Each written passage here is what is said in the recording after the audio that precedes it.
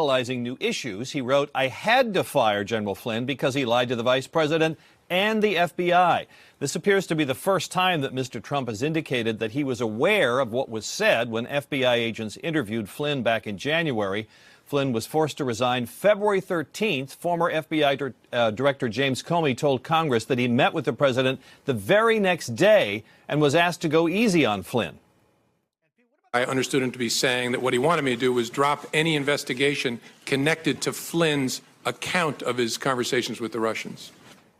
So here's the question. If Mr. Trump thought Flynn lied to the FBI, which is a crime, was he trying to obstruct justice when he asked the FBI director to let the Flynn matter drop? The president, by the way, has denied asking Comey to do that, Jose. Pete, what about the second part of the president's tweet, which says Flynn's actions during the transition were lawful? Well, he may be right about that. General Flynn was not accused of any crime in talking to the Russian ambassador last December about foreign policy. He pleaded guilty to lying when he denied it. So other big questions are, why did he lie? Because they thought that there was, and they planted evidence there in that case. But I do think that what the DOJ should be considering, if not getting ready to conduct, is a raid of Barack Obama's home up there at Kalorama. In Washington, D.C., where he's been since he physically left the White House. He's been running the White House, all during the Biden regime.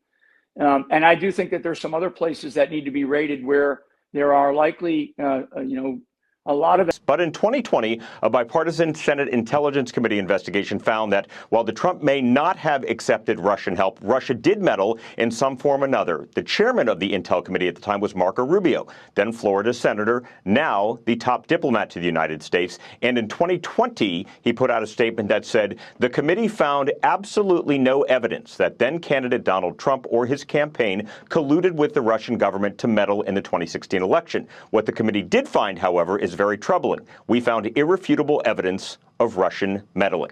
Are likely, a lot of evidence, a lot of receipts, so to speak, in many of these people that are part of the Obama White House, as well as the Biden White House.